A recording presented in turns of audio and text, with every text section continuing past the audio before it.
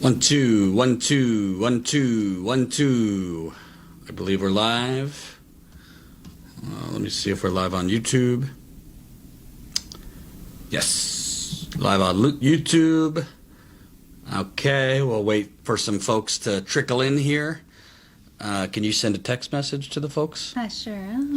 Wonderful. Feel like I was just with you all. Hello again, everybody. And we're back. And we're back. And we're back. What a hectic election. What do we even call it? Like election, extended election. I don't know. But the folks are trickling in now, so smash that like button. Thumbs up right under the live stream. Press that like button. Share this live stream. Sharing is caring. And subscribe if you're new here. It looks like, we just wrapped like an hour or so ago. I was going to take a nap because we were both up till like 2, 3 o'clock in the morning here in Pennsylvania. It was definitely after 3 because Trump didn't even speak till 2:30. Right. But a lot has happened since we took a nap. And I believe, and remember, please press that like button. It's the thumbs up right onto the live stream. Ooh, Not Even Stressing says they're a new member. Thank you so much for joining. Welcome, yes. welcome. Sign up as a new member. We need to grow our membership. As of right now, unless something dramatically changes, it looks like Biden is on the verge of becoming president. While we were napping, Michigan was given to Biden. So that's Michigan and Wisconsin were given to Biden. So that brings Biden to 253 electoral college votes, which is 17 away from 270, which obviously you need 270 to win the election. And really, when you look at Arizona and Nevada, which are 17 between the two of them, Nevada is 6 and Arizona is 11. They both right now look like they're going to go to Biden. The Associated Press called early this morning Arizona for Biden, but the New York Times, CNN, and some others have not called Arizona yet. But assuming Arizona stays with Biden right now with 86% of the vote in Arizona, Biden is up by 48, 49, 50, 51, about 4 points. There's still votes to come in from Maricopa County, which is pretty red, but Biden is doing pretty well in Maricopa County because he's a Republican. Mm-hmm. In Nevada, much closer, Biden is leading by a little over half a percentage point, so less than 1%. But the remaining ballots to come in Nevada are from Clark County, which is Vegas, which is a heavily Democratic place. So, assuming Biden keeps the lead in Arizona and wins in Nevada, he gets to 270 and is the president, and Pennsylvania won't matter at that point. While we were napping, you want to tell the audience about... I think, let's use napping loosely. Yes, we weren't actually asleep. We were actually, refreshing constantly our phones. But why don't you tell them about Trump? Actually, I just want to pat ourselves, because the last live stream, I literally said, I expect Michigan to be called in a few hours. It was called. I also said I think that Trump's going directly to the Supreme Court in Pennsylvania, and tell them about what Trump just did, his campaign as far as Pennsylvania. So, I think it was around 2:15. They actually sent this out, I think, at 2:12. Was it 2:12 or it was like 3:15, whatever it was. My time is meaningless right now. Anyway, Bill Stepien, the press office, sent out an email about 5 minutes in advance to press. So we had to hop on this call super fast, and Bill Stepien on that call announced that they were declaring victory in Pennsylvania. So they did that, and then later they announced that they were in fact taking or submitting to the Supreme Court to challenge the the vote, I guess. So the Trump campaign is asking to intervene in the Supreme Court case, challenging ballots that arrive between November 4th through 6th in Pennsylvania. Trump wants them thrown out. So we have the actual filing, which is the Republican Party of Pennsylvania, the Pennsylvania Secretary of State. So it's quite an extensive list. Of course, they have Jay Sekulow and some well-known Trump lawyer names there, but they're basically pulling out all the stops that they kind of had up their sleeve already, I'm sure, in preparation for this. But it's certainly not part of democracy. They're trying to stop actual votes. Mm-hmm. So to be clear, interestingly enough, it's like backwards, because the Associated Press has called Arizona for Biden, whereas the New York Times, CNN, and some others have not.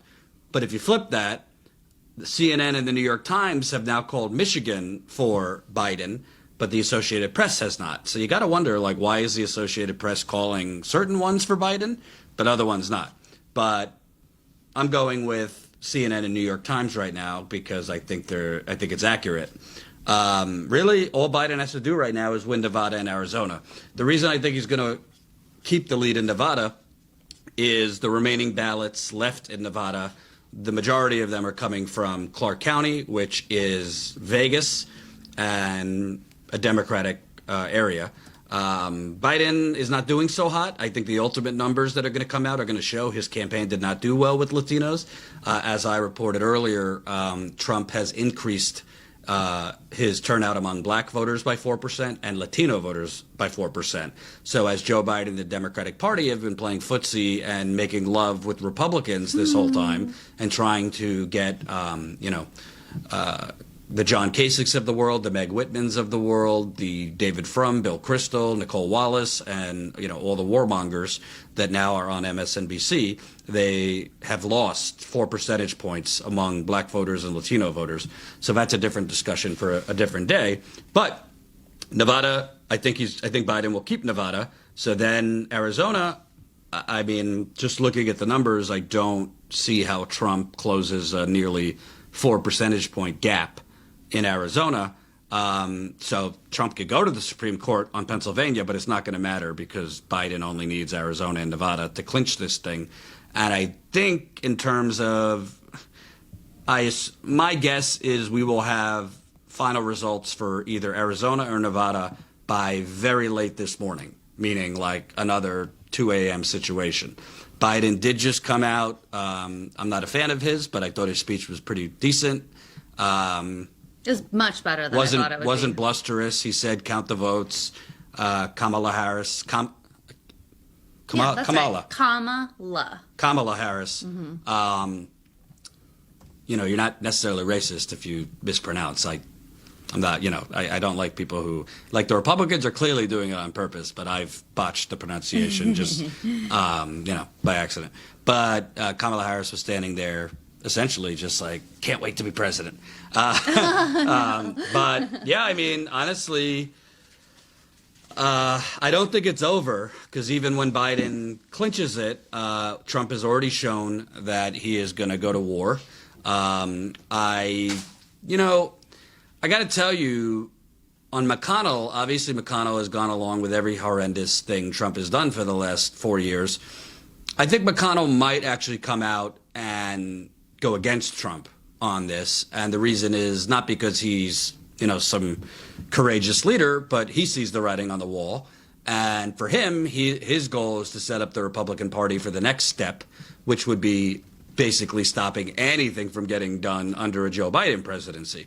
Not that Joe Biden as president is going to try to get anything big done anyway. We all know Joe Biden is essentially a Republican. It's not as much that Joe Biden was what people wanted. They just they would have voted for a paper bag at this point to get rid of Donald Trump. So Joe Biden is just kind of the lucky bystander who's getting elected here. But I think McConnell might not side with Trump in taking this to the Supreme Court and demanding recounts and, calling it fraud, because he retained the Senate. So that keeps him as majority leader of the Senate, and he will want to set the Republican Party up for a post-Trump era and trying to stop anything from getting done in the Biden administration, which I believe will begin with the Hunter Biden hearings. They're going to make this Benghazi baby. And I actually think the Hunter Biden thing, there is a there, as we've been talking about. Biden still has questions to answer that are legitimate questions. But I don't think McConnell's going to go along with Trump's ploy to basically discredit the election results. So we have an update and a change for Nevada. Instead of delaying releasing results until tomorrow, Nevada officials will release more results later today due to the high interest in how Nevada voted. I don't know why they weren't going to release them today anyway, but that's great news. They took a break. They're playing blackjack. Also, Biden has called a lid for the day, which is, why? Why? Explain what that means. So a lid means there are no public-facing events that press should expect to attend. Like he's going back to take a nap in his basement. Correct. And keep those super chats coming. Tommy Taihifi Bayless. Yay, Ty. Old Shout friend. out to Ty. What up with it, Ty says. Thank you, Ty. Yay. Gina Gal, $5. Thank you for the hard work, Status Coup. Thank you. And we got 1,000 people watching, so smash that like button. Thumbs up right under the live stream. We need more people to press the like. It juices up the size of the audience. Subscribe if you're new here, and keep those super chats coming, because it ain't cheap to travel in the field. As far as I know, we're the only independent outlet that I know of that was actually in the trenches on Election Day, and we've been in the trenches since the Democratic primary. We were in Iowa, we were in New Hampshire, we were in South Carolina, Nevada, California, Super Tuesday, Michigan. We were everywhere. So, definitely, it costs money. Definitely chip in. So, Gina Gal 9, $5 in the super chat. Thanks for your hard work. Status Coup. Thank you, Gina Gal. So, to me, what this comes down to is self-preservation. The Republican Party have been spineless, shits for the last 4 years because they're deathly afraid of Donald Trump. But they also have to, prepare themselves for what comes after Trump. So like I said, I think McConnell might not actually side with Trump on trying to make this a whole recounts in Wisconsin and Michigan and trying to stop the count in Pennsylvania. But I think Arizona is interesting because there's got to be a reason that most of the networks have not called Arizona. And traditionally, Maricopa County, which is, I think, the biggest county in Arizona, is red.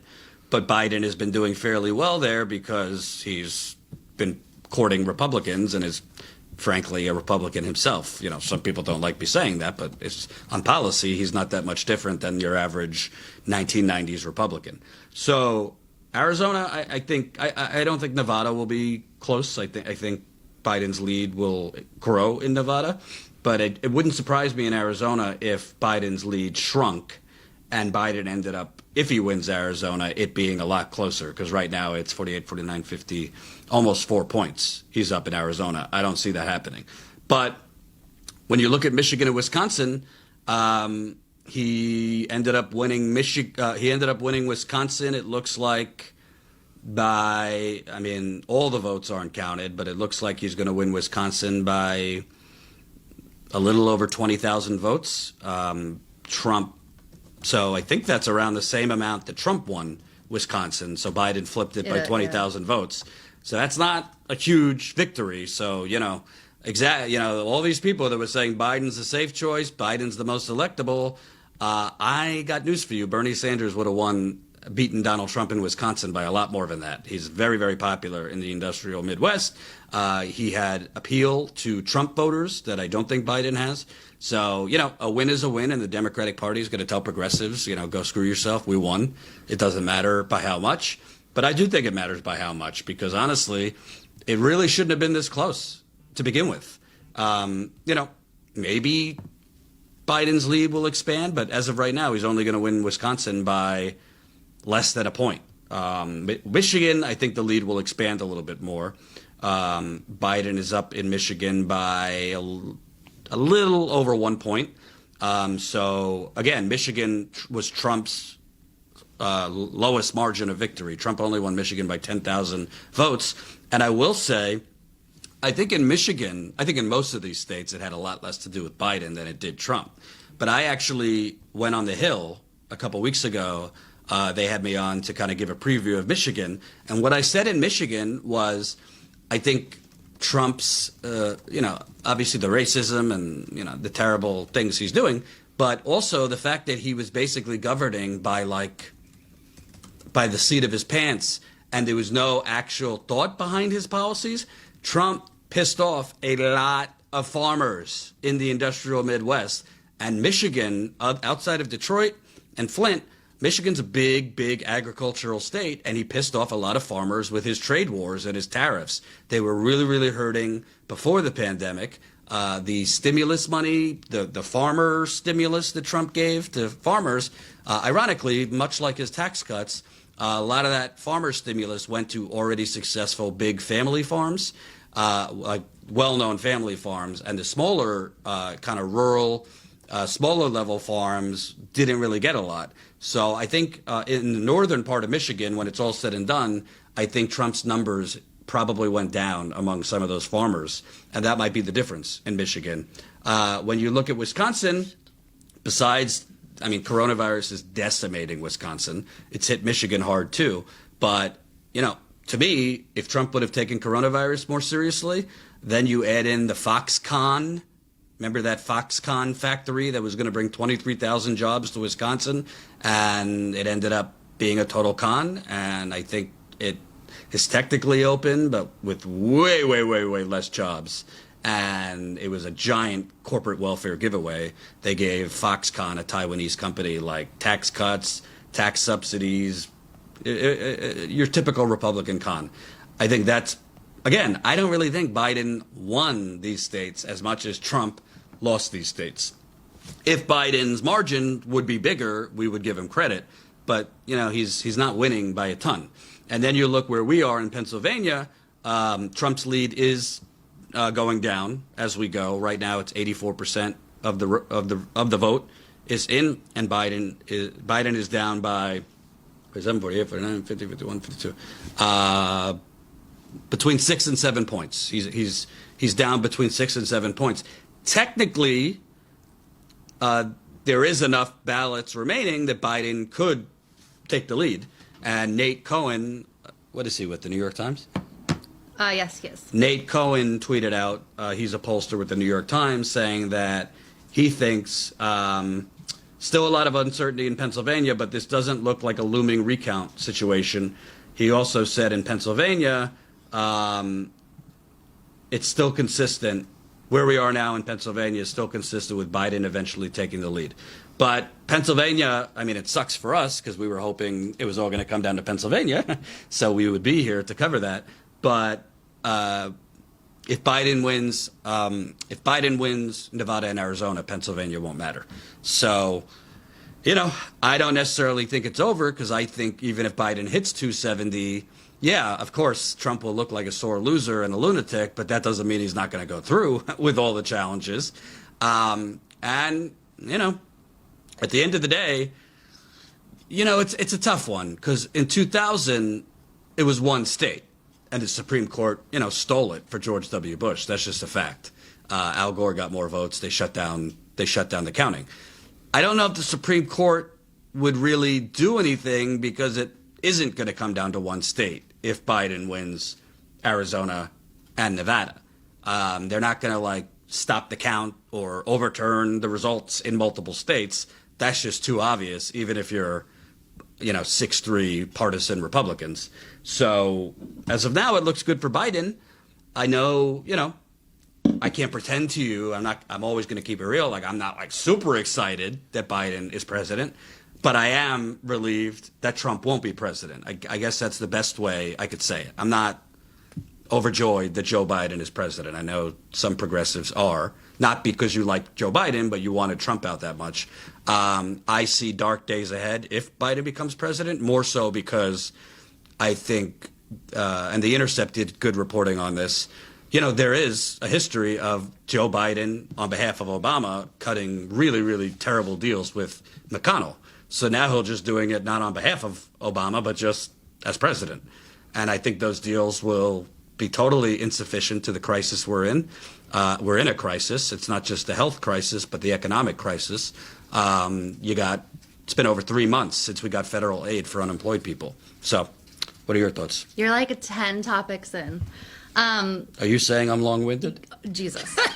Okay, so did you learn turn-taking in kindergarten? Smash the like button. Just apropos of nothing, did you learn turn-taking in kindergarten?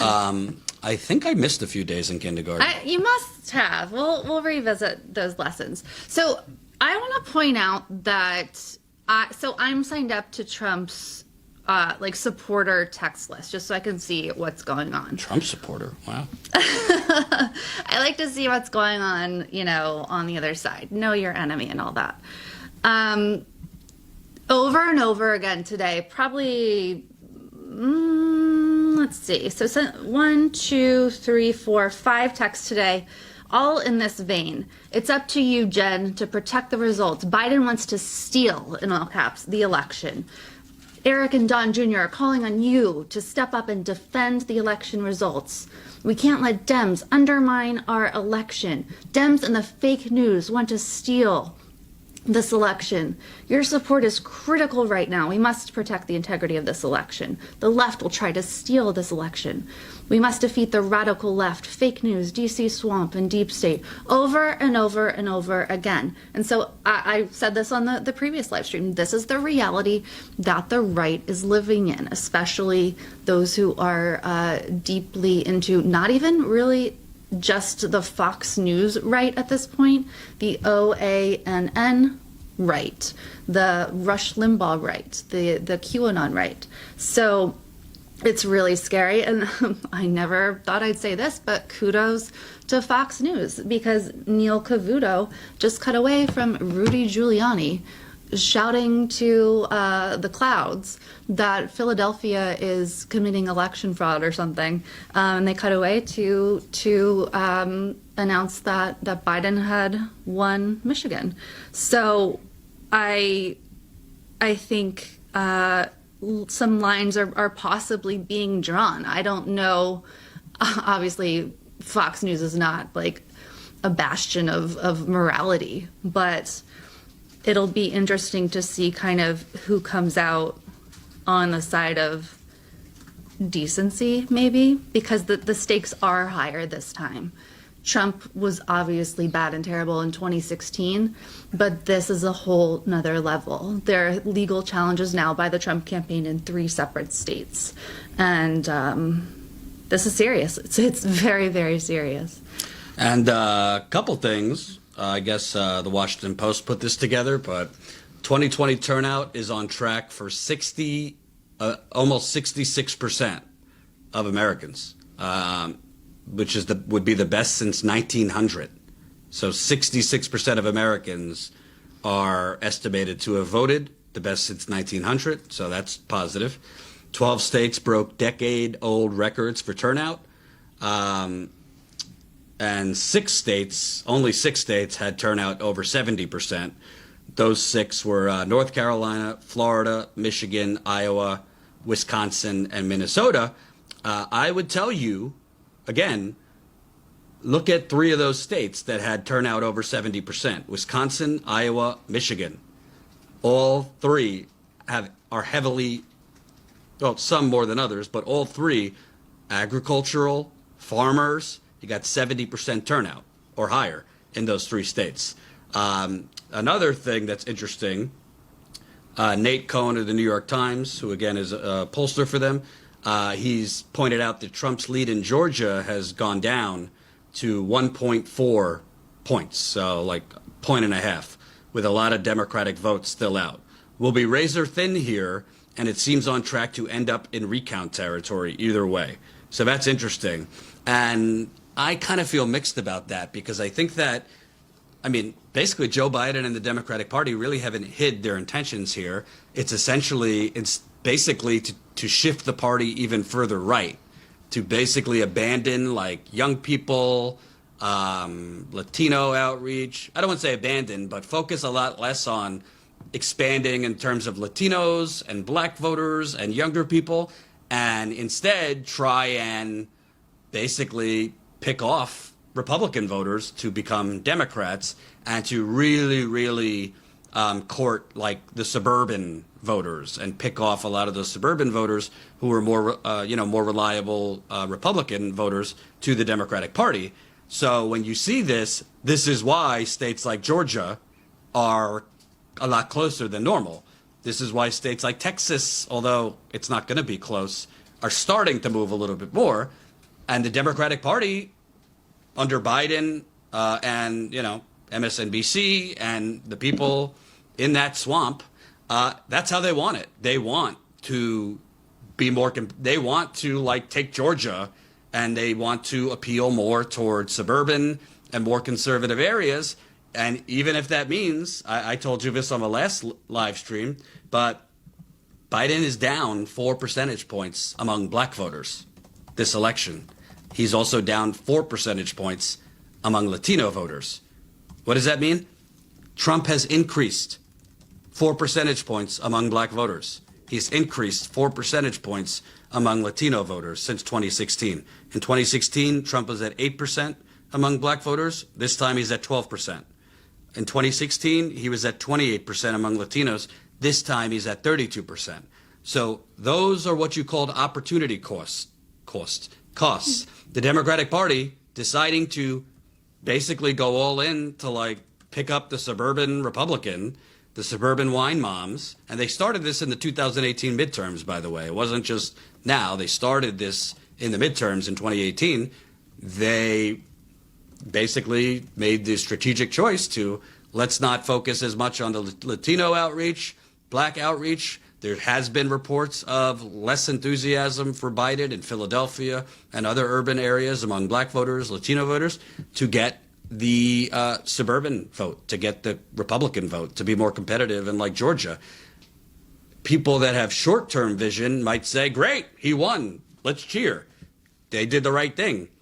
Technically, you might be right, even though it wouldn't have even been this close if their strategy all along was young people, Latinos, black people, and progressives. I think it would be a landslide if they would have catered to those groups. But to cater to those groups and actually get them out, you have to do something kind of radical. At least give them one thing. Give them one thing. Medicare for all, free public college, Green New Deal, something. And they refuse to do that. Of course. A new Trump tweet. I hate reporting on Trump tweets, but here we are. This is pretty major news. This is Trump tweeting. We have claimed for electoral vote purposes the Commonwealth of Pennsylvania, which won't allow legal observers, the state of Georgia, and the state of North Carolina, each of which has a big Trump lead. Additionally, we hereby claim the state of Michigan if, in fact, there was a large number of secretly dumped ballots, as has been widely reported. Widely reported by insane lunatic liars. I love how Trump is talking like he's like the king of Game of Thrones. Yeah. I hereby declare the state of Michigan for my Oh my God. for my empire. I mean, it's lunacy. This is a mixture of like Glenn Beck circa the red phone days on Fox News, mixed in with a little Roy Cohn, Roger Stone. It's crazy, and unfortunately, we're having a good time here, but it potentially could incite violence. If you don't laugh, you'll cry. People have been saying I'm punchy today. Like, if I don't make stupid jokes, I will lose my mind. We have some great super chats coming in. Definitely keep those coming. Howard D, $5 in the super chat. The now's not the time to criticize Biden wing of Dems are getting ready to go right back to sleep for the next 4 years. Exactly, Howard. And that's the thing. Even though it should never be this close, it's crazy that it is this close against Donald Trump, who is a complete joke of a person. He's a reality TV star. He is a fascist. He has done nothing good for anyone. not even, not even his supporters, not even the people who like his pretend policies. And we are in the midst of a pandemic that he has completely mishandled, a pandemic where he has spread literal fake news, where he ripped off his mask while he actively still had COVID, where he made Secret Service drive him around so that he could wave to fans while he very actively still had COVID. And the Democrats are still this close. But once Biden wins, and it does look like he will, there's nothing for certain, who knows, but it does look like he'll win, the Democrats will go right back to sleep. The Neera Tandons of the world, and yes, I'll invoke her name frequently because she is symbolic of the problems of the Democratic Party, they'll go right back to sleep. They won't learn a single thing from this at all. They'll just think, oh, we won. That's great.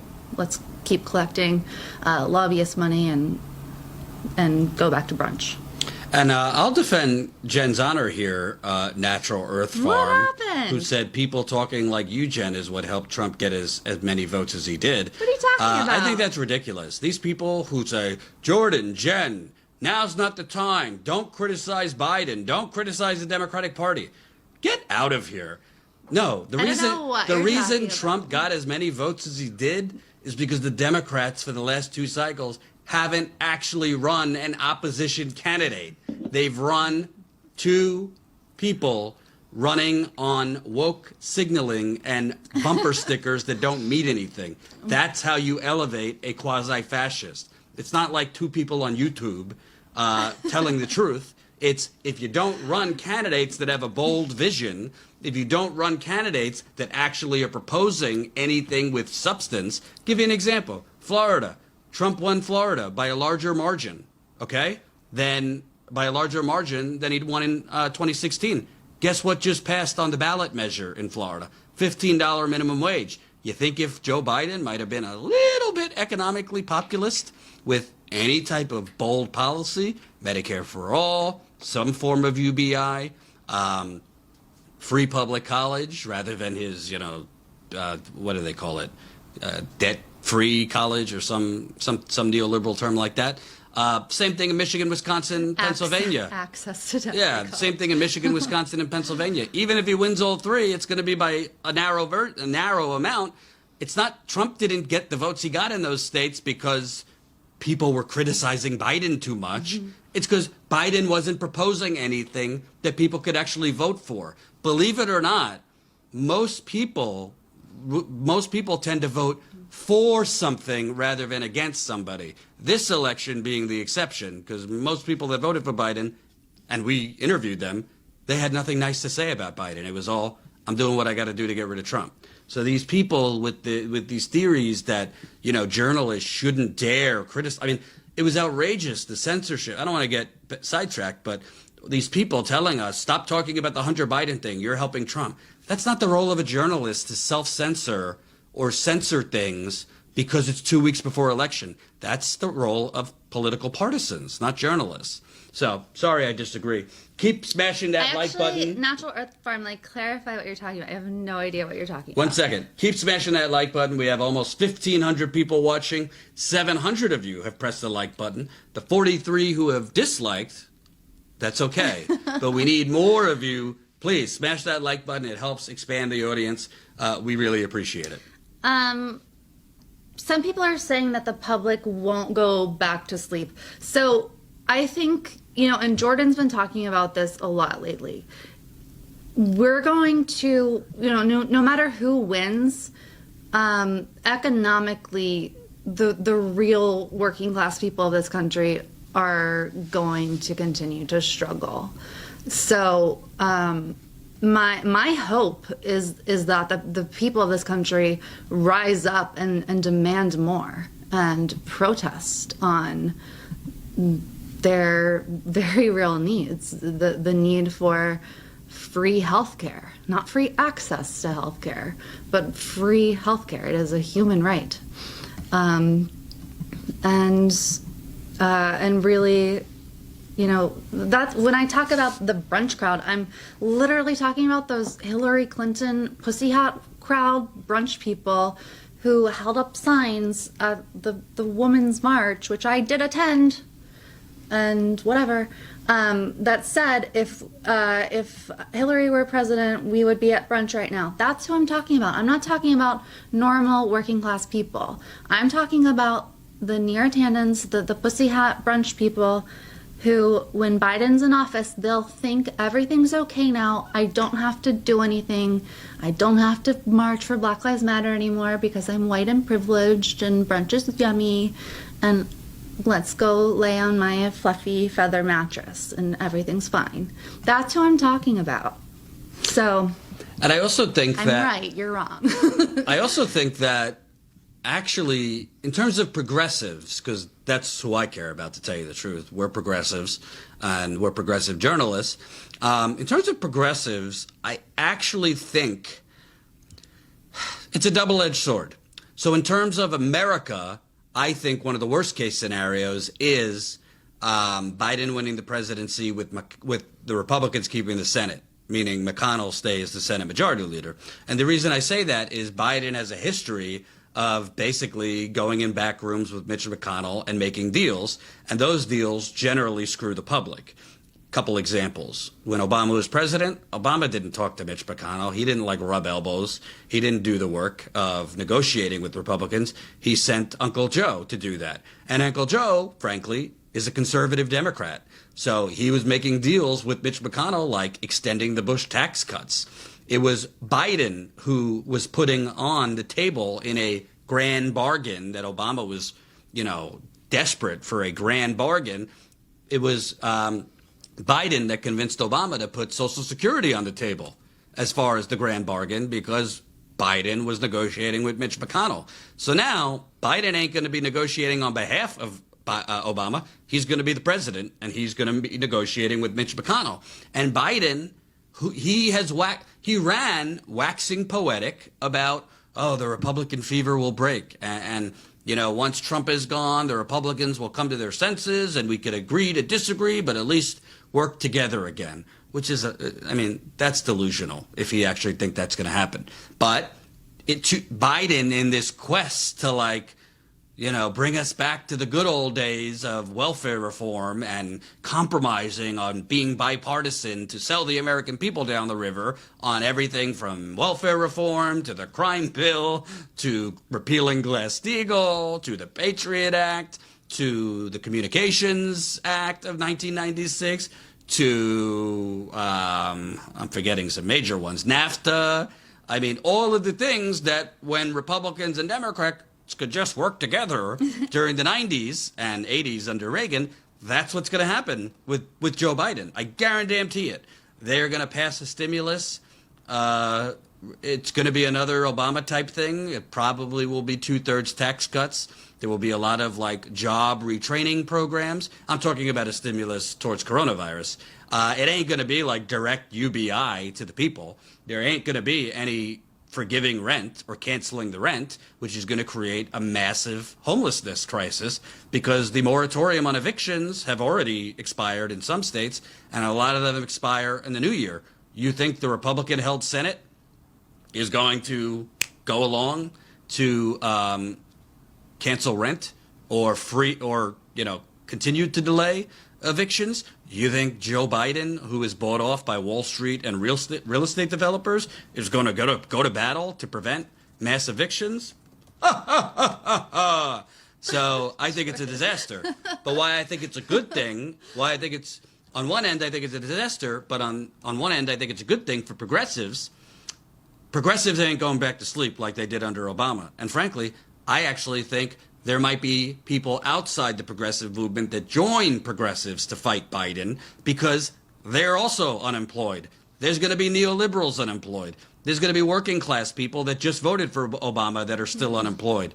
And when they see that Biden is not actually going to battle for them, and Biden is agreeing to these mealy-mouthed incremental deals with McConnell, I think Biden's going to have his hands full, whether he actually moves left or not, I doubt it.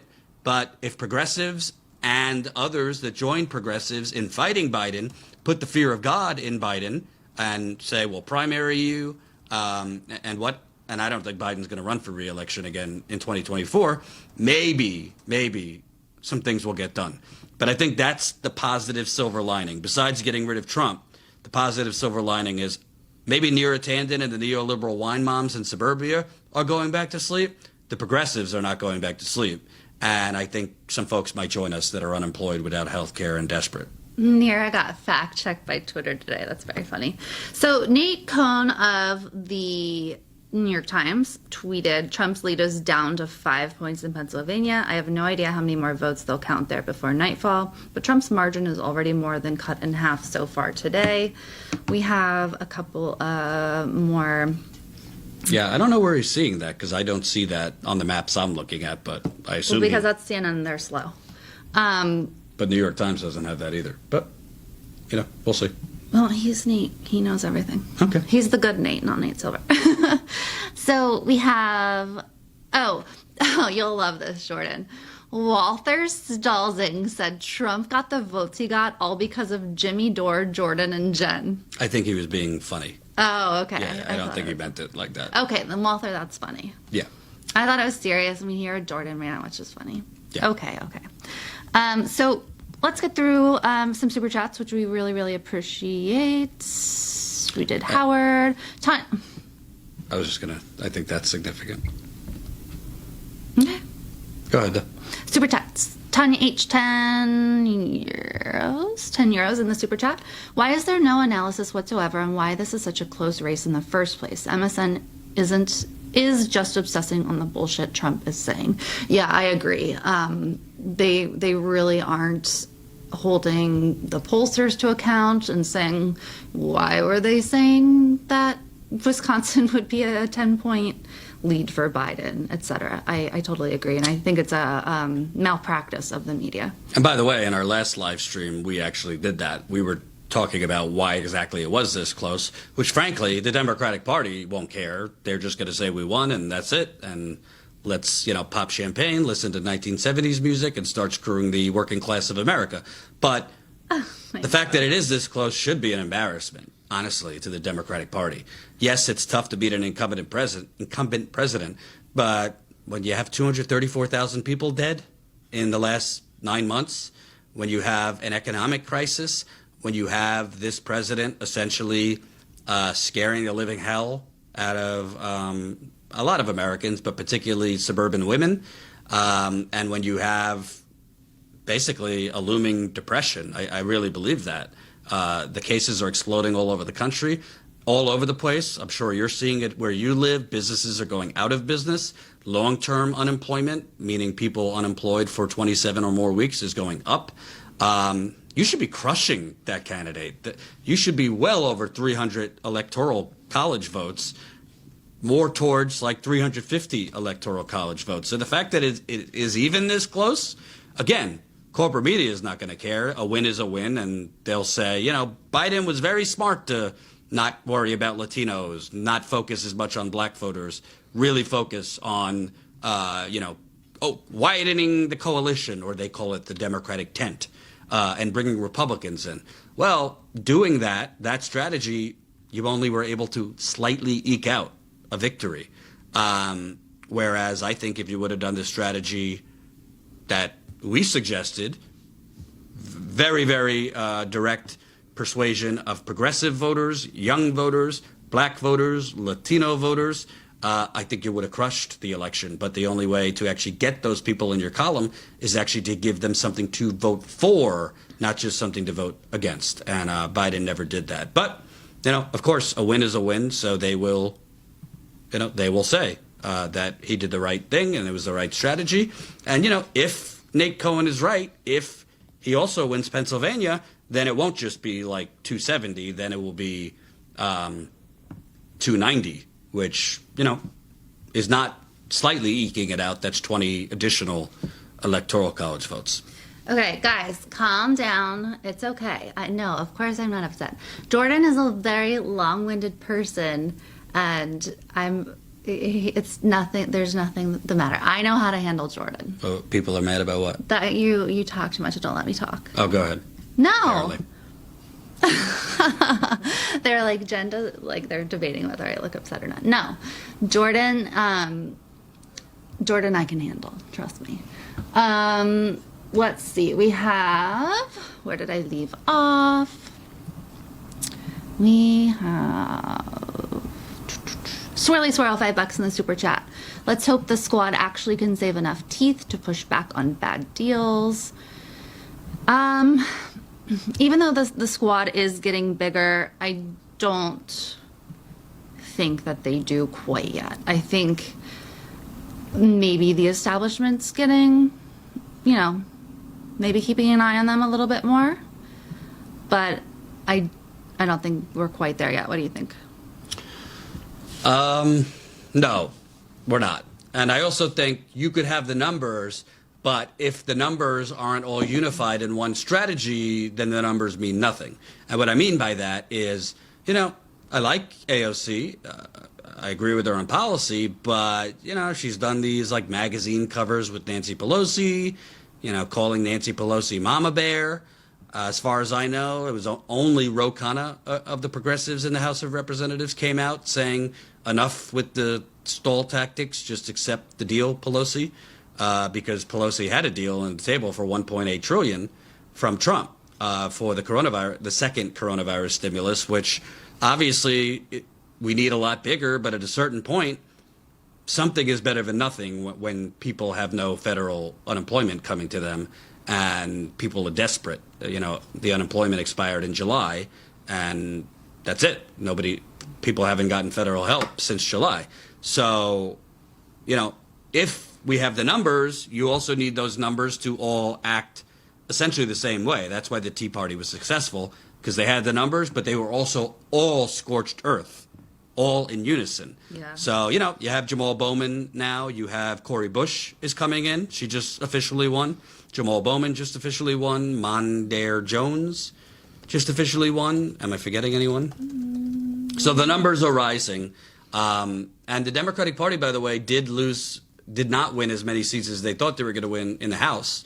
The Republicans won more seats in the House. So although Democrats kept the House, it's at a narrower margin. So we'll see what happens, for sure. And I just want to mention that a Republican pollster, I don't know how he was allowed on Fox News to say such things, but a Republican pollster went on Fox News and said it was almost impossible for Trump to win. So it looks like, you know, some Republicans are starting to come to terms with reality. Ooh, I don't want to get my hopes up. I'm getting nervous. So we have even more super chats. This is incredible. Definitely keep it coming, guys. The reason we need super chats is not to line our own pockets by any sense of the word. It's so that we can continue to be out in the field. We may be reporting from the hotel room right now. That's so we can bring you the news live because things are coming in rapidly. But yesterday, as you hopefully saw, we were live from what we are confused about who was running it, but what was supposed to be a Democratic Party run election night party. We were at polling stations and we were at a Trump rally the day before. So we go out around the country. We've also been to Canada, and we give the microphone back to people. So Super Chats help fund our actual in-field reporting, you know, whenever we take a flight or gas if we're driving, or rental cars if we need one. We took Jordan's car this time. Food, hotels, live view streaming costs, all of that. So keep those Super Chats coming. It really, really helps. We are independent, startup, all that. As well as GoFundMe. Yes, for sure. Ken Kretz 63, $3 in the super chat. Thank you so much, Ken. Chester Williams, $5 in the super chat, saying, "No, Jordan, you said it right. The Democratic Party is abandoning its core constituency in favor of the moderate right. This is intentional."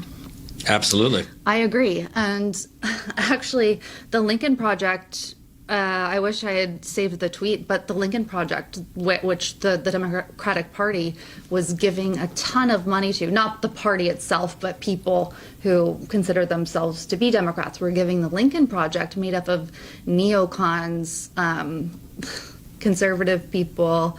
They're Democrats throwing money hand over fist at the Lincoln Project. They just announced their plans to reform the Republican Party and get more Republicans elected. So great job, Democrats, on throwing them money. So the Democratic Party not only is trying to become more right and get more right-wingers in it, but also they gave money to get more right-wingers going. So awesome. And by the way, the Lincoln Project, which are, I mean, they are major grifters. They're also trying to start a TV network, so be on the lookout for that. Yeah. Steve Schmidt and these jokers, Rick Wilson, Horrible. coming to a TV channel near you. I want to also bring up the fact, and we still have 1,400 viewers, so please smash that like button. It's a thumbs up button. And subscribe if you're new.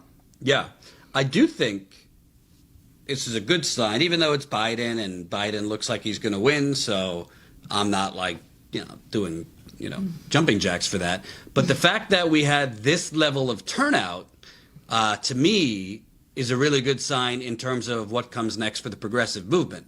Because if you have record turnout, and I read from the Washington Post, this is the highest turnout since 1900 in a presidential election.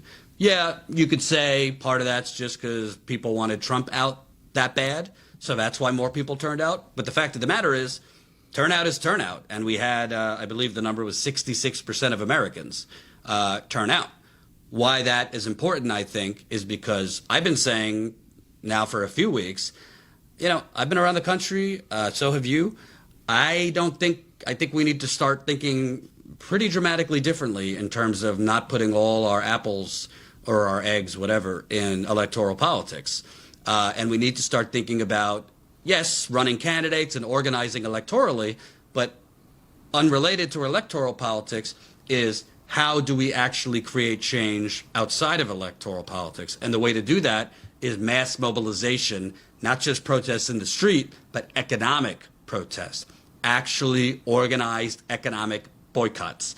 That was why in the 1950s, the 1960s, and early part of the 1970s, labor unions were so successful because they had the numbers, huge amount of Americans were in labor unions and paying dues to labor unions and had that collective bargaining leverage. And they were able to basically, I don't want to say, force corporations to succumb to their numbers, but corporations and the plutocracy were not able to run roughshod over working class people like they are right now. And part of that is because of economic strikes, work stoppages, and things like that. Since the 1980s, well, late 70s, labor unions have been decimated in this country. Collective bargaining has been decimated in this country. Companies like General Motors have basically forced workers to basically accept crumbs by threatening your health care if you're a labor union if you're a union worker, forcing you to take pay cuts to keep decent health care, those kind of things. So I think the fact that you had more turnout in the election tells me that those new voters maybe could join in the mass mobilization that I think is necessary in terms of, can we get an organized strike of companies like Amazon, organized pullout, people pulling out of mainstream corporate banks for credit unions, organized strikes, a lot less people going to the McDonald's and fast food companies. Organized strikes of things like Whole Foods, which Amazon owns. Organized strikes that hit, the Bill Gateses of the world, the Jeff Bezoses of the world, the Jack Dorseys of the world, the Mark Zuckerbergs of the world. These are not easy things, but I do firmly believe, whether it's Biden, whether it's Trump, whomever it is, unless it was a Bernie Sanders or someone that actually has the interest of the American people at heart, the only way you're going to get Biden to actually curb or bend to your will is if you hit the donors where it hurts in the wallet. If you hit the donors where it hurts, those donors are going to call their employees, i.e. the politicians, and say, you got to give the people something because our bottom line is being affected. That's how real change is going to happen. And I think the increased voter turnout means those new voters could eventually join a mass mobilization? I want to read some more super chats and get through those so people don't think we forgot them. And then I want to talk about the new Brooks Brothers riot and see what you think. Brooks Brothers what? The new Brooks Brothers riot in Detroit. Oh, okay. Let's see. Where did we leave off? Sorry, guys. I have this list of super chats and I keep losing my spot because it doesn't open up in the same place. Oh. Okay, so Natural Earth Farm sent us a message talking about what I was wrong about on Trump. So saying, Jen, you said that Trump has not done anything for a single person. That isn't true. He signed the First Step Act, and under his administration, much more money has been given to traditionally black colleges and universities. That is one example. I agree he has done squat, and I did not vote for him either time. So that's what I'm saying. I'm being hyperbolic. Like, yeah, okay, he's done like some things, but he hasn't done things that dramatically change the country under the populist message that he gave to the country or presented to the country in 2016. That is what I mean. So to clarify, and thank you for writing in. So we have under super duper chats, Detroit Microsound, $5 in the super chat. They're waiting for you outside, Donnie. Dustin Price, $5 in the super chat. Just an open thought. It matters more what they think he's done for them, not reality. Biden voters are the same in that way. Absolutely. That's why political propaganda is so ubiquitous. Prime 54, Democrats on healthcare is like the mini fridge in your hotel room, which we wish we had. We'd have no fridge. We don't have a fridge. You have access to all of the food and drinks, but they are hella expensive. That's a great example. I love that. I'm going to use that. That was so cringe what Biden said during the last debate. Which thing? Healthcare is a human. You have a human right to affordable health care. That was the worst. It was so twisted. Nerline Cadet, $5 in the super chat. Jordan, do you think the Democrats are going to run a real populist next time? No. No. No. To tell you the truth, I'm pretty confident either by his own choice or being forced to due to medical issues. I don't think Joe Biden's finishing a term, which means Kamala Harris will become president. So we don't need to get into it now, but if you watch some of the final week or two of the campaign, Joe Biden's, let's just call it what it is, his cognitive issues creeped. There was one moment where he literally confused his granddaughter with his dead son. And he got the granddaughter's name wrong, and Bo was not in the Senate. I got so heated. I tweeted in anger this clip of Biden. Maybe should we play the clip? Yeah, not okay. Right now. So I got so heated hearing this clip where he called his granddaughter Bo, and then he called his granddaughter the wrong name. And then he said Bo was in the Senate. So he got 3 things wrong in one sentence, and people were like yelling at me saying I was being mean. It's like, no, that's ridiculous. The Democratic establishment forced this candidate on us, and that's why we're in the position we're in. And by the way, people were like attacking me on Twitter because I had the audacity to be like, this was never a stutter. I've been saying for a year he's clearly got a cognitive issue here, and they were like, I confuse my children all the time. I'm like, children? He literally just introduced his granddaughter as his son, as if his son was still alive. And then said the wrong granddaughter's name. Right. He said Natalie, and it was Finnegan. Right. Like, that is one thing, because my father hasn't called me by the right name my whole life. He calls me Jared, he calls me John. And I do that with my kids. And those are my brothers. So, confusing the names of granddaughters? Okay. Literally introducing your granddaughter as your deceased son and saying, you guys elected him to the Senate when he was elected as Attorney General.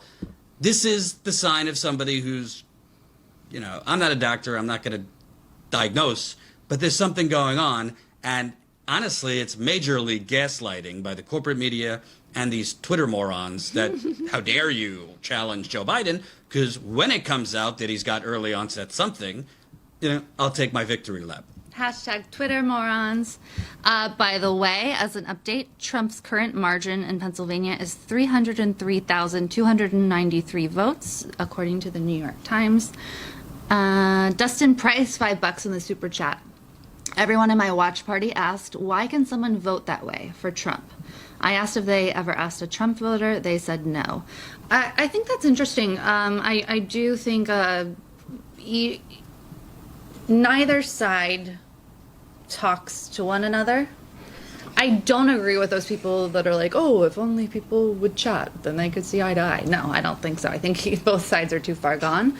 But I do find a lot of value myself in figuring out, like, I spend a lot of time on right-wing sites and forums and Reddits and things like that, because I need to understand where these people who think so differently from me are coming from. And I think that's really valuable. Whoa!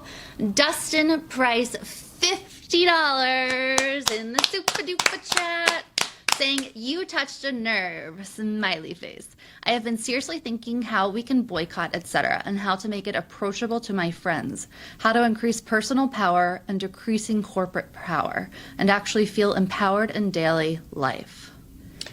And I want to be clear, because somebody in the super chat said, like, Jordan, this whole, let's economically boycott, this is a pipe dream. That would be totally changing the American psyche. Yeah, I'm not saying it's easy. I'm not saying it's even likely. What I'm saying is, why is it that the Yellow Vest movement in the UK was a lot more successful than any protest movement in America? Why? They're less afraid to protest because they already have health care as a right as a citizen. If they get fired from their jobs, okay, I mean, that sucks, but they don't have to worry if they get fired about health care. They still have health care. I would have left my job at MSNBC and several other corporate jobs probably a lot quicker if I didn't have to worry about health care. I'm sure a lot of you would have left many jobs if you didn't have to worry about health care and other safeguards that you weren't getting, because in America, we don't really get that many safeguards as a citizen. So I do think that the two things that prohibit people from actually protesting and organizing in strikes and actually risking something is they need health care for themselves, their children, and everybody's living paycheck to paycheck. Well, guess what? When more and more people have nothing left to lose, meaning they're unemployed already, they don't have health care already, that's when people actually start economically boycotting. And, if you're new here, I keep using this example. Sorry, I'll use it again. Look at the Washington football team, right? It used to be, the name used to be a slur towards Native Americans. The owner of the team said, over my dead body, I'm never changing that name. All of a sudden, there's an organized economic protest against FedEx and other sponsors of that football team. Changes the name like that. That's a lower level example, but that's how it works. When you actually threaten power's wallet, when you actually threaten plutocrats' wallet, the only thing they care about is not red or blue, it's green. So that's what we got to get to, and I think we could do it. Keep those super chats coming. And might I add, for the almost 1,300 viewers, Status Coup is a grassroots media revolution. We humbly ask you, we will even beg you, well, I will, sign up as a Status Coup member for as low as $5 a month. This is how we grow for the long term. I know you guys are getting flooded with emails from politicians the last year. Fund me, fund me, fund me. It's desperate. I know some independent outlets are flooding you with fundraising emails. I'm getting 3 a day from my former employer. Oh, it's desperate. We're on the brink of, we need your money to survive. We try not to be that annoying, but we really need, the only way we're going to grow for the long term is through paid membership. We were almost at 2,000 members before COVID. We've lost a bit because of COVID. But if you have the means, if you don't, we get it. If you have the means, consider signing up as a member. You get to join our Discord, our members only Discord as a Status Coup member. You also get access to our our monthly members call, with Jen and I through Zoom. There's other behind-the-scenes videos we do. We got a couple we're going to post from here during our election coverage. And most importantly, you get to actually put some skin in the game in supporting an actual independent outlet who goes out in the field and covers things in the field rather than from the comfy confines of their studio. Very surprising. The White House has called a lid as well. Again, a lid means no public-facing activities, and the press should not expect to have anything to do. They could call a lid, but they ain't gonna call a lid on Trump's Twitter. No. So to get through some more super chats, I'm excited to answer this one. So this one's from Ashura. I'm going to actually go backwards, so don't think I've missed your chat if you're a bit further up. So Ashura, 5 Canadian dollars in the super chat. Why would you need to understand Trump supporters since you weren't raised right-wing? They are a cult. Here's a little Jen lesson for you. I was raised right-wing, basically in a cult. I was raised very right-wing in my teenage years in a Christian household that I was taught very crazy things. Like when I think about the things that I was taught, like in Sunday school and youth groups, and it's just nuts. So I was basically taught that Democrats are evil, and a lot of the precursor like focus on the family type things, like Billy Graham style, and a lot of really horrible things. So I snapped out of that once I got out into the real world, and but I've also in college I studied psychology. I've always had the need or felt the need to understand people and what makes people tick. I don't know. I want to understand why people think the way they think, why people do the things they do. I don't know. But also as a journalist, like I need to understand why these QAnon supporters are so hardcore. I need to understand what they're thinking, what they're doing. And I think even if I wasn't a journalist, I would want to know, simply because they are such a danger. I don't think I could hide from that. So I don't know if it's just my personality or my curiosity. I'm someone who loves to read. I love to research. Like I legitimately get very excited to research. So I don't know. That's just me. So I hope that answers your question. Nerline Cadet, $5 in the super chat. Thank you, thank you. Jenn and Jordan, the Trump grifters like the Candace Owens and Dave Rubin of the world, do you think they will go away? Never. They will never go away. If Trump wins, they're golden. If Trump loses, the election was stolen. They're golden. So they'll be good to go. They'll never go away. Those kinds, grifters always just reinvent themselves. So they'll just reinvent themselves into something different. Yep. They'll go where the money blows. Whoa, Nathaniel just became a member. Woohoo! Yay! New Status Coup member, Nathaniel. Yay, we love new members. Statuscoup.com/join. $5 a month. You'll get an access to our members-only Discord, where I've been posting behind-the-scenes videos and photos, including Jordan doing like this weird, I don't even know what he was doing. He was like twirling and like kicking and like doing weird things with his microphone right before the election party yesterday outside. So that video is there. Well, I will say, this might be TMI, but whatever. I've been partaking in certain medicinal plants that I don't often partake in. And I don't know if you've been around me when I'm under the influence of plants, but I'm not exactly calm. Plant partaker. I'm not a calm plant partaker. I'm usually very animated, goofy. It's the funniest thing in life. We took a canoe ride a couple years ago. Oh my God. Where I was under the influence of a plant, and I think I was singing to God as you were riding the canoe. It was hilarious. And then we spotted a dog on a dock, like across the whatever pond or lake. I think it was a lake. And so I was in the back, like steering, because he was too far gone. And so he's like pointing to the dog until I would take him there. And then me and the dog. And then he and the dog just chatted. It was really fun. It was hilarious. I think there's video of that. There's video. I think there's video of that. Maybe that's for the Prime members. So keep signing up as a member. If I were you, I would join because I have it. I have it on my phone. No, not mushrooms. I did. I did mushrooms in college once, and I think I saw my maker. But yeah, well, not mushrooms. But I don't really smoke a lot. I don't smoke, weed much. So when I do, I get animated. I'll leave it at that. So maybe we'll make a video just for members.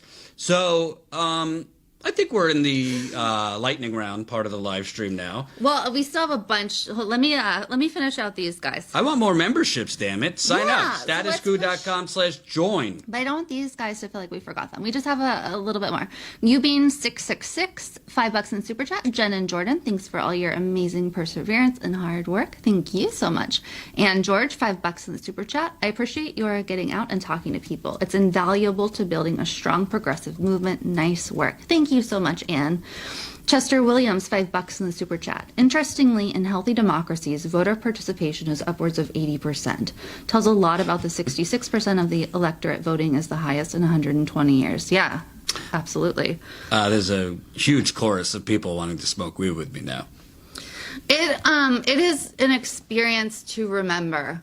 Well, when I was at Jordan and Anat's place the other day, Anat recorded him singing the Peaches song.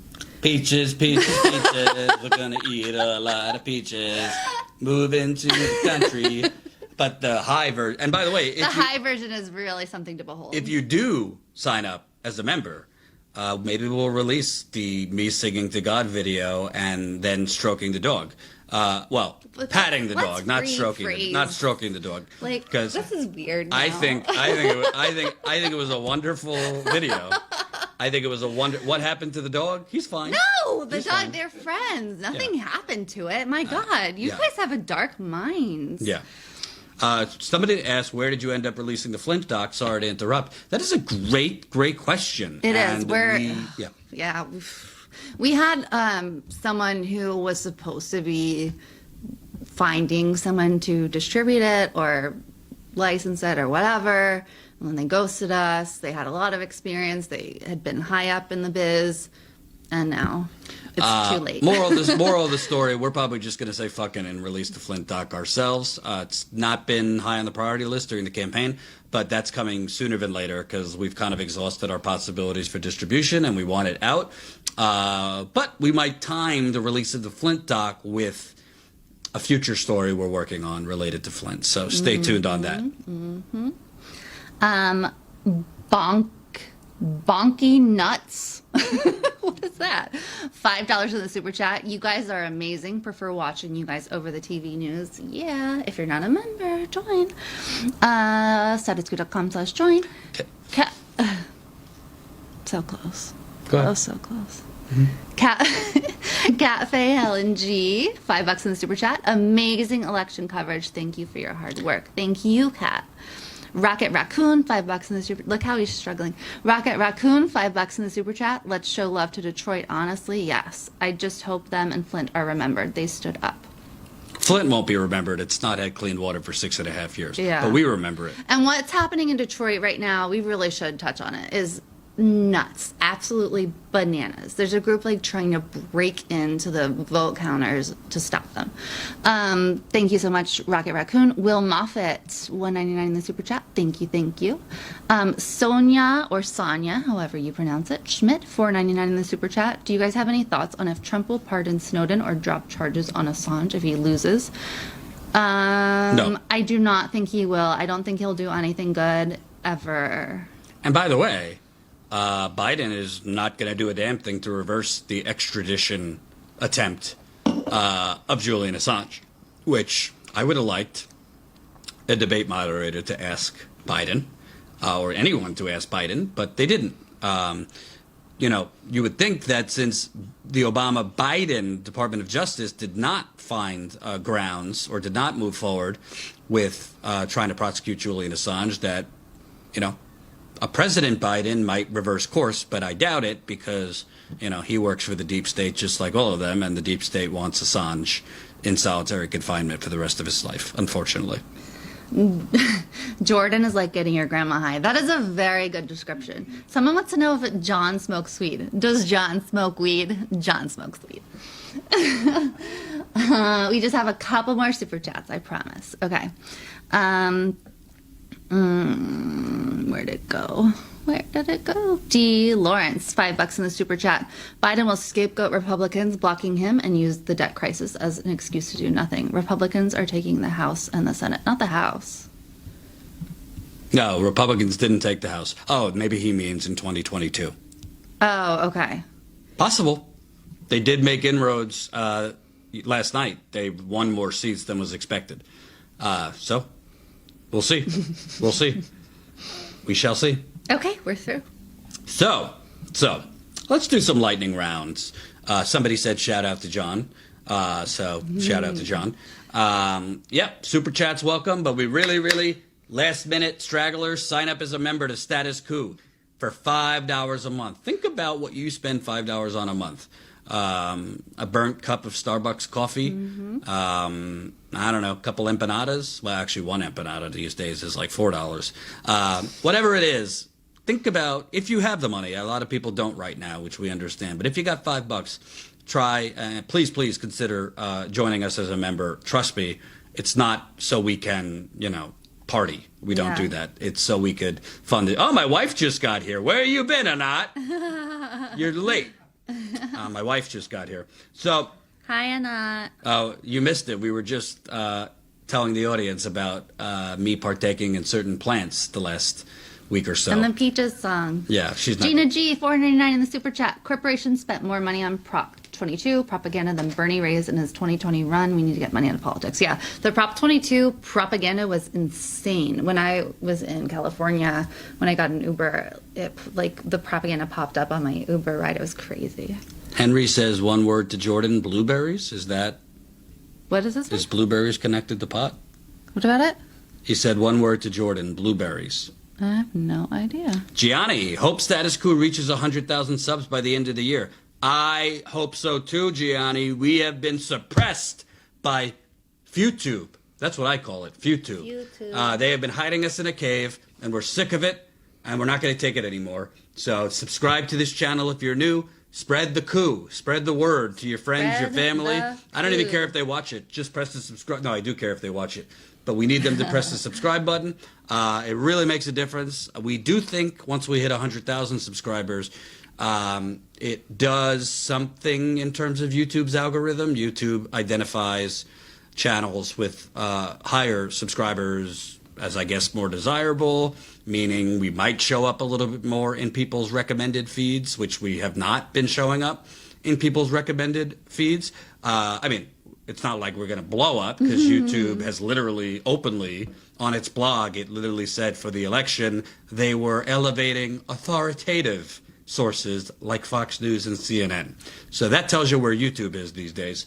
But we just passed 93,000 subscribers. Maybe we could get to 94,000 before we leave the Commonwealth of Pennsylvania.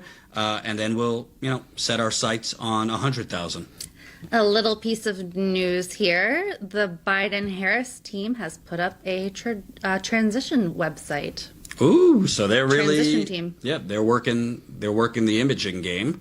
They want to set the narrative that Biden has won, and they're already putting up a transition team. And let me tell you something. But it's called buildbackbetter.com, guys. Yeah. So let me tell you something. The Biden transition and, the period between, if Biden wins, the period between, now and January when he would become president is going to be a neoliberal Hunger Games that we've never seen before. Every lobbyist, every corporate lawyer, every donor is going to be fighting to the deaths to get into that Biden administration, get the plum assignments, get the plum, key race alert. Too early to call so. Get the plum assignments, Pete Buttigieg and all of them. They're going to be vying to become ambassador to somewhere. And the donors are going to be, trust me, you're going to see a lot of heavy hitter donors that flooded Biden with money, particularly from Wall Street, that are going to get positions in his administration or ambassadorships, because that's what Build Back Better means. It just means let's be corrupt, but let's move it back to the back room rather than openly posting our corruption on the Twitter. So that's what's going on. Trump's lead is starting to narrow a bit here in Pennsylvania. He is beating Biden right now by 48, 49, 50, 51, a little over 4 points.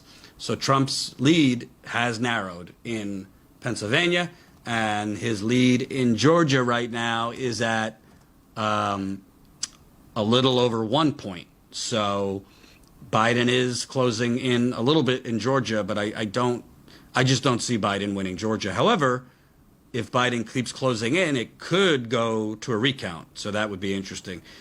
Trump is up right now well over a point in North Carolina. So it's still too close to call in Nevada and Arizona. According to CNN, again, the Associated Press has called Arizona for Biden. And we're still waiting. Yeah, we're waiting on Nevada and Arizona and Pennsylvania. But like I said in the beginning of this live stream, I do think that Biden's in good position to win both Arizona and Nevada. And if he wins Arizona and Nevada, he wins the presidency. So. Silence is violence. Go vegan. I do not have a relationship with them anymore. We have some more super duper chats. Okay, so AP. Courtney W, $10 in the super chat. So frustrating to see people constantly get duped by Trump, Biden, establishment, and media. One example, it's obvious that Trump planned to blame his loss on mail-ins, and his supporters are falling for it. Yeah, that's the thing. It's so obvious. I don't even understand how the most brainwashed person doesn't see through it. I know that all these right-wing grifters like Crowder and Dinesh D'Souza, I know that, like Cernovich, I know that they all know it's not real, but their viewers believe it. So yeah, I don't understand. Monkey Liberty 86, $5 in the super chat. Y'all should read Rick Perlstein's book series on the radicalization of the Republican Party. Very interesting. That does sound interesting. Sure, $5 Canadian. Sorry, Jen, I meant was raised right-wing to not already know their mindset. Difference between legalizing and... Oh, I think this is a different thought. Difference between legalizing and decriminalizing of weed. Shouldn't they be one? Well, decriminalizing is just like lessening. It's like what you get charged with, and then legalizing is legalizing. Yeah. So keep those super chats coming, but we really want to ramp up our memberships. We're so excited that people are signing up and seeing the value. So we have Gabriel and Nathaniel and so many, and Geraldine who've signed up on this trip, and many more on the list. You get not only the Discord, which we really keep talking up, but also Ask Me Anything calls with Jordan and myself. As you see, we banter back and forth. We get to know you guys. It's really a lot of fun. We talk serious stuff. We share our opinions and thoughts and whatever. It's good. And we share behind the scenes reporting and photos. We have other stuff in the works. We're planning on adding even more value. $5 a month. If you can swing it, it's 16 cents a day. A small amount, but it really, really adds up. And we're trying to get to 2,000 members, which will make a huge difference for Status Coup. And you're the reason we're able to break huge stories like the Flint story we broke in April with Vice News. Huge stuff with Flint that we can't, announce. And you're the reason for that. Without you guys, we can do none of this. So please join now, statuscoup.com/join. And by the way, I haven't seen other independent outlets out in the trenches like we are, just keeping it real. It's one thing to be in your studio. We don't have a problem with that. Plenty of great commentators, but they have less financial needs than we do because they don't have to travel They don't have to buy extra equipment for that travel. They don't have to hire a camera person per se on the road, pay for flights, hotels, rent a cars, food, and all that. So definitely sign up if you can. Let's do a little lightning round because we do need to eat. But I will say, I think it's possible that this thing is officially called later tonight, after midnight East Coast time, because you have to factor in that Nevada and Arizona are on the West Coast Pacific time. So it's possible to me that, you get a definitive call on Nevada and Arizona possibly by, midnight, 1 a.m., 2 a.m., when enough votes are counted on the West Coast. So it's going to be a long night. But as of now, unless something changes, unless Trump closes the gap in Arizona, which doesn't look possible right now, considering he's down 48, 49, 50, 51, almost 4 points he's down in Arizona. Unless Trump closes the gap in Arizona, Trump doesn't really have a path to victory.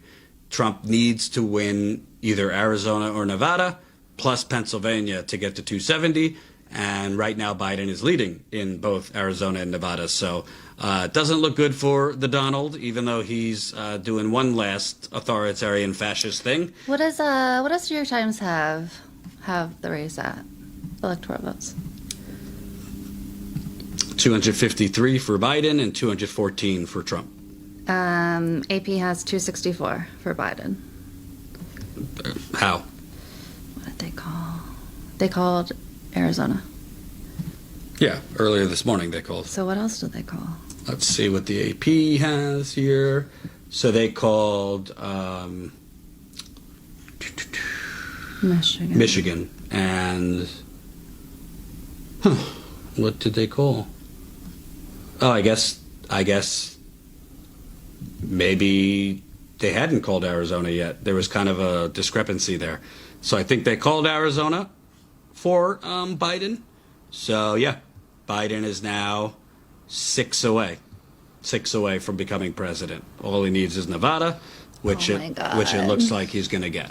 So for all the wine moms that were freaking out last night, I said calm down. Again, neither of us think it should have even been this close, but right now it looks like Biden is on the verge of becoming president. So then everybody could go back to brunch, and the United Corporations of America could get back in the driver's seat with Joe Biden, because that's exactly what's going to happen. But in terms of getting rid of the imminent threat, which is Trump, I know a lot of progressives disagree, but I got to tell you, I think Trump is showing. I think Trump is showing in these final hours why he is a greater threat. He is essentially attempting to declare, a coup of the election results. That's what, dictators do in other countries. They try and toss out democracy and illegally or any means necessary keep power. I don't think Trump would be able to succeed in doing that. But, you never know. And we'll have to see. We'll have to look at the numbers and see how Biden flipped Arizona. It does seem that he flipped, not flipped, but made enough gains in Maricopa County, which is red. They hadn't called Michigan. AP calls the Michigan race for Biden. Right. But, yeah, so they called Michigan with Arizona. That's why the AP is at 264. So, Biden's strategy was to court Republicans and suburban people. And that's why he flipped Arizona, because he courted Republicans and suburban people. But with that said, that strategy looks like he's only going to eke out a narrow victory. And like Jen and I have been saying, we think it would have been a landslide if he would have actually had a strategy to attract progressives, young people, black people, and Latinos. It should have never been this close against somebody who's the president presiding over the death of 234,000 Americans. Think about that. 234,000 Americans since March. You should have destroyed this person. By the way, a person who more and more has been acting like a psycho, taking joyrides around the hospital with a deadly virus where he was still contagious, literally walking up back into the White House without a mask while he was actively carrying that contagious virus. I mean, to go down the list of crazy things Trump has said and done, we don't have all night. But, well, we do have all night, but... Imagine the results without COVID. Right. Oh, my God. So, if you are, somebody who desperately wants Trump out, you're feeling pretty decent right now because Biden is... Nevada will be it. Nevada will be it. If Biden could keep Nevada, we should say, this according to the Associated Press, Biden is only up in Nevada by less than a point. A little over half a point. Biden is up in Nevada. So it's very close between Trump in Nevada. But the remaining ballots, the remaining areas where they're counting votes are from Clark County, which is Vegas. And that's a typically Democratic stronghold. So the votes remaining would benefit Biden. And then even if Biden wins Nevada, he wins, then, I mean, Pennsylvania becomes irrelevant, but it's not out of the realm of possibility that Biden, with the remaining votes to go in Pennsylvania, takes the lead. Because right now Biden is down in Pennsylvania by 48, 49, 50, 51, a little over 4 points. A little over 4 points Biden is down with 87% of the results in, and the remaining ballots, the majority of them are coming from Philadelphia, which is obviously a Democratic city with a lot of black voters. So, it ain't over till it's over, but right now it looks like it's almost over for Donald Trump. And then, then we see how fast. I don't think Donald Trump's ever going to go to jail. I think the legal system in America protects people like Donald Trump. Yeah. But, who knows? Maybe Donald Trump will try to pardon himself on the way out of the White House. You just never know. So, and let's not, this is Donald Trump, so let's not think that this is just normal. And when Biden is declared the winner in Nevada, that's it. Technically, it should be, but this is Donald Trump. So you just don't know what last-minute theatrics he'll pull. So that's it. I think we should go eat. Yeah, so let's read the rest of the super duper chats. Thank you guys all for sending them. Loki Wolf Dog, $10 in the super chat. Love you guys. Keep it up. Thank you, Loki. We love you too. Robin Bly, $10 in the super chat. Thank you, Jordan and Jen, for your awesome reporting. Recently ordered a shirt. Yay. Can't wait to wear it proudly. Keep up the great work and stay safe. That's awesome. And by the way, you guys can get shirts too. statuscoup.com/store. Statuscoup.com/store. Are we selling the fleece yet? No, we can't sell those. They're on a different site. Oh, okay. It's very comfortable, this fleece, let me tell you. Any other super chats? Yep. Jacqueline DeBlue, we love you. 20 pounds in the super chat. 264 is a good number. I like 264, but still, I'm very superstitious, so don't jinx it, guys. I totally agree. Anything could still happen. I'm cautiously optimistic, but I'm still very, very nervous. Gina G, $4.99 in the super chat. Neoliberalism and fascism are one and the same. One enables the other and both benefit from the status quo. I wouldn't say they're one and the same, but I would agree that it can be an enabler. Neoliberalism definitely enables fascism. I wouldn't equate neoliberalism with fascism. Right. But you don't get fascism without weak neoliberal opposition. Yeah, yeah. Ashura, $2 Canadian in the super chat. Klobuchar are going to get anything like Lizzie the Snake. I think neither are going to get anything. And yeah, we'll see. Now is the time that Republicans have to jump off the Trump Titanic. So you might see more Republicans seeing the writing on the wall finally come out against Donald Trump, which I'm sure they've been waiting to desperately been waiting to, have some courage. But they're only coming out again. They will only come out against Trump when it's politically expedient for them, which right now would be the time where, he's about to lose. So, what are they saying? Oh, okay. So, yeah, that's it. I think. Nope. Andrew Dwyer, 199 in the super duper chat. Wouldn't be mad if you partied a little bit, to be honest. Joseph Janelza, $5 in the super chat. Generic ivermectin prevents and cures COVID. Please check out Dr. Bean and Whiteboard Doctor. We don't endorse anything. We're not doctors. I have no idea about any of that. But we do endorse signing up as a Status Coup member. Welcome, new member Dustin. Yay!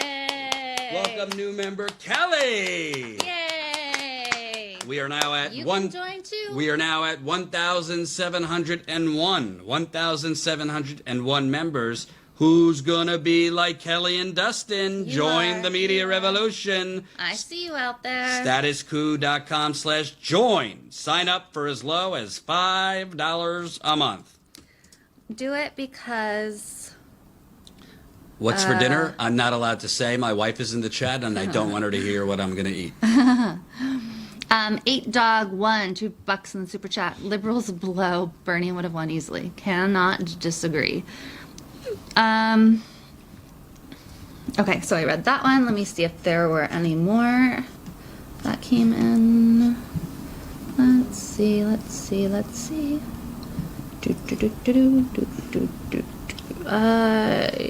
Nope, we go. Here's a new one. Ashura, $5 Canadian in the super chat. Jordan, are you still using the Titanic thumbnail, or will you retire it? You see, but the beauty of the Titanic thumbnail is it's pure evergreen. So you could use it in the context of the election. And to tell you the truth, I'm happy to say when I'm wrong, I don't think I was wrong. I think the campaign they ran was horrible. I think they were just lucky that they were facing Donald Trump. And they barely won, it looks like. So, but no, I don't need to necessarily retire the thumbnail, because now it's going to be President Biden with Vice President Kamala, and they are going to be steering us towards an economic abyss that they come into. Obviously, the economic abyss started under Trump with COVID. But no, I don't think I need to retire it, because they will be steering us towards the iceberg. And the Democratic Party, the consultants, the lobbyists, the think tanks, the donors are all going to be cashing in as we approach the iceberg. So I will not retire it. Sounds good. We have some corona news. The United States has for the first time surpassed 100,000 new coronavirus infections in a single day, as a steadily rising number of hospitalizations threatens to again overwhelm some health systems. And that's out of the Washington Post. 100,000 new coronavirus cases. And, you know, it's funny. Well, it's not funny. But the other day at a rally, you know, Trump was loving the crowd, saying, "Fire Fauci, fire Fauci." Fauci, a couple months ago, warned that we might, if we don't reverse course very quickly, we might have something like 100,000 new cases by the time we're in fall and winter. And what do you know? 100,000 new cases. Why that is very scary is because, number one, you're going to see a much expedited death count. The deaths typically trail the onset of cases, but, you know, deaths come with more cases, but hospitals being overrun. But the other thing is multiple vaccine trials have had to pause. I think it was like 2 or 3 already. We're in like the 3rd stage of vaccine trials, and then they had to pause because there was, you know, negative side effects, or they found something they didn't like with enough participants in the vaccine trials. So we could be looking potentially at a vaccine. I know Trump and them were trying to push it and say we're going to have it by the end of the year, but you could be looking at a vaccine more so towards next year and spring. And when the vaccine comes, that doesn't necessarily, okay, it's all over. That vaccine has to be distributed. Do you think in the United Corporations of America that vaccine is going to be automatically free right out of the gate and be widely distributed everywhere? Hell no. And by the way, Trump might be removed. Trumpism does not get removed. It's not, the genie is out of the bottle. Trump has made mask wearing into the new guns. Yeah. So even if Biden does something like a mask mandate or even a lockdown, these people are not going to follow it, meaning we're going to have high cases. So everybody be careful, you know, wear a mask, try to socially distant. Wash your hands and don't go to crowded places if you don't have to. I know, trust me, I know. We're all sick of this. We all want to go back to normalcy, but obviously we're not. And by the way, I don't need to be a doctor or a scientist to declare this. 100%, a lot of those cases are coming from those Trump rallies. A lot of those cases are coming from these Trump super spreader events that he's had all over the country. And when the dust settles, if and when Biden becomes president, when enough time passes to actually, I mean, there's so much that has to be unraveled in terms of the legacy of Trump as president and the damage he has done.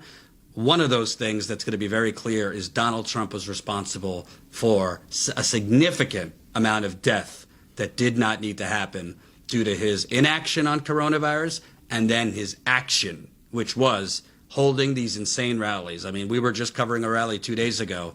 10,000 people packed like sardines here in northeastern Pennsylvania. Maybe 1 or 2 out of 10 people had a mask. And then after the rallies, they were packing them into buses. Yeah, no wonder cases are going up. Wisconsin, cases are exploding. So it's bad. We had someone in our Discord say, I just canceled my membership because of the third-party blackout from Jordan and Jenn. Yeah, I guess interviewing Howie Hawkins was a third-party blackout. I just interviewed Howie Hawkins like 3 weeks ago.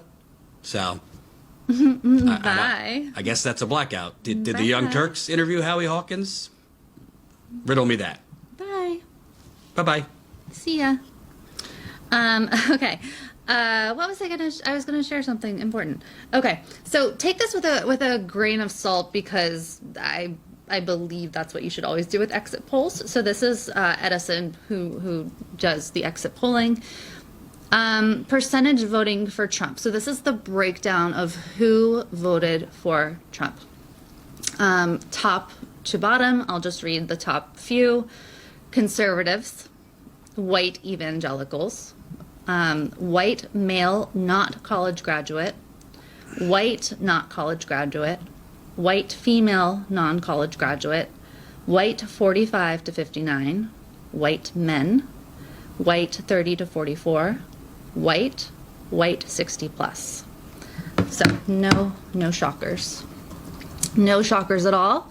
The people seem to want to keep us here. We keep getting these super chats. Oh my God, my stomach is growling, but we stay for the people. Sandu Simran, sorry if I mispronounced, $5 in the super chat, $5 Canadian from Manitoba, praying for Biden Harris. Thanks for the super chat. That's a little strong for me. I'm not exactly praying for them. I want them to win at this point. Fox News also has Biden at 264 now. There's another one that came in. Elias Wagner, $5 in the super chat. How long do you think Biden will stay in office until Harris takes over? I'll throw out 2 years. You're giving him 2 years? Yeah. Are you saying the shit he's saying? Yes, they're going to keep him hopped up on drugs and that long because it's really like unsettling to other countries if we have that kind of like. I think it's unsettling to other countries if the president is talking like a senile lunatic. But hey. Well, that's also true. Well, By how the long way- do you give it? By the way, there is a saving grace of the Biden presidency besides getting rid of Trump. I got to tell you, Jim Carrey is doing an incredible job as Biden on SNL. I still haven't seen him. It is amazing. I thought Alec Baldwin as Trump has never been that great, to tell you the truth. But Jim Carrey as Biden is awesome. And I happen to be a big fan of Jim Carrey. I wish he would have never tried this, tried his hand at drama. I liked him in comedy. We actually just watched Me, Myself, and Irene the other night, which was a nice throwback. So That's funny. Jim Carrey as Kamala. Jim Carrey as Biden is great. The other actress, I forget her name, as Kamala Harris is pretty great. Who is that? Yeah. I always forget her name, but she's great. She is good. Maya Rudolph. Maya Rudolph, yeah, she's been really good.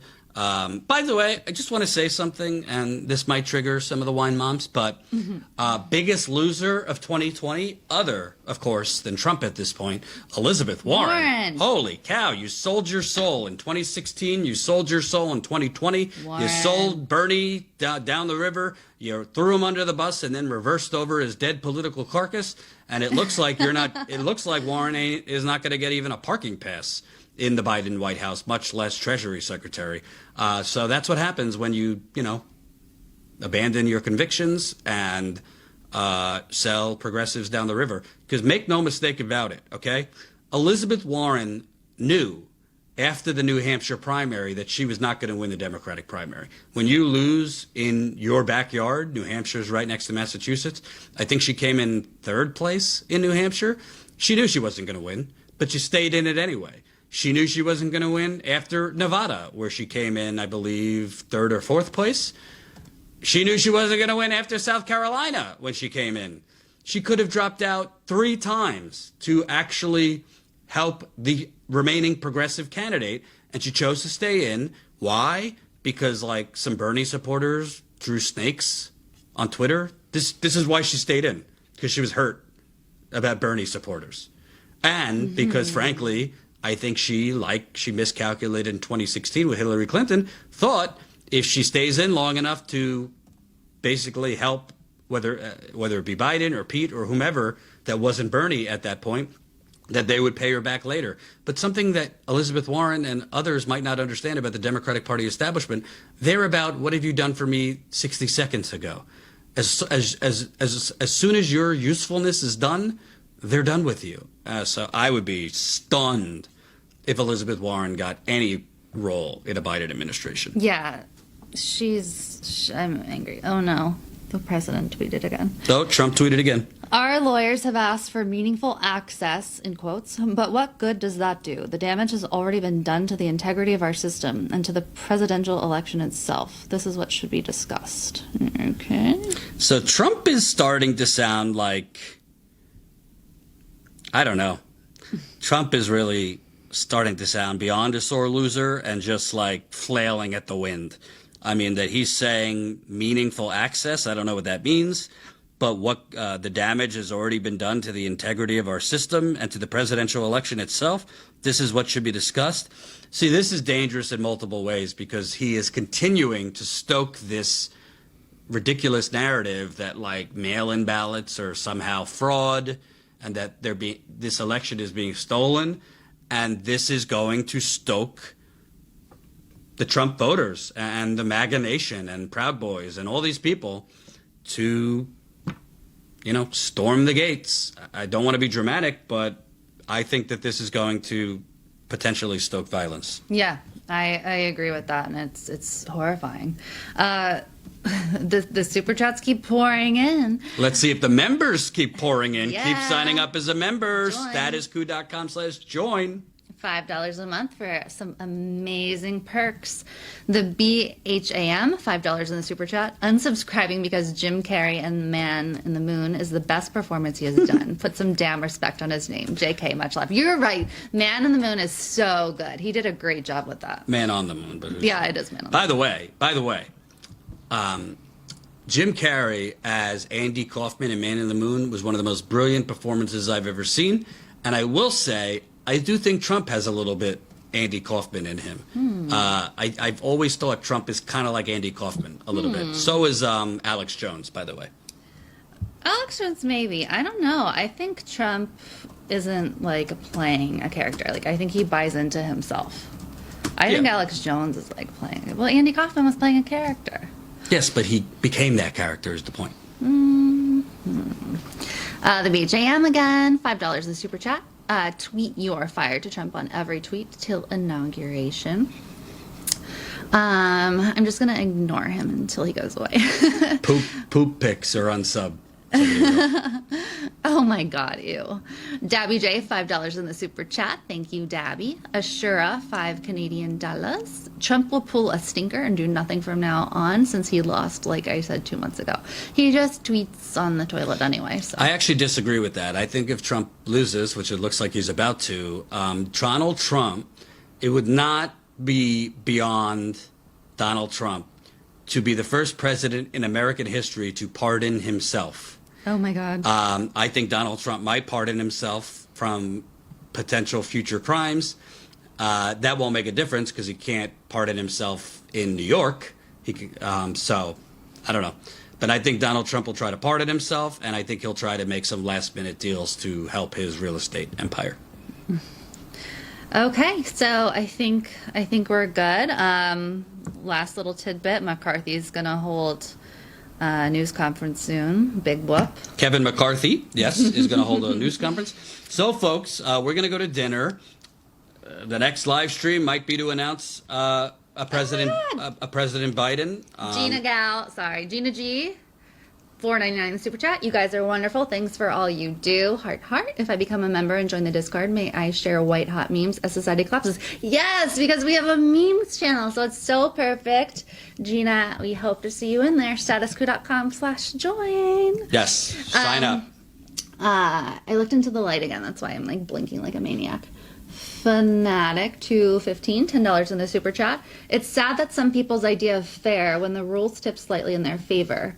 People like the idea of fair, but the reality is that fairness separates the cream from the crop. Thank you so much for the super duper chat.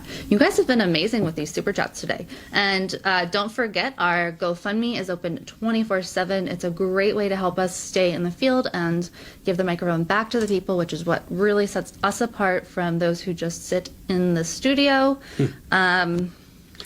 And fittingly, stocks are my climbing as Joe Biden is primed. My God. As Joe Biden is primed to become president.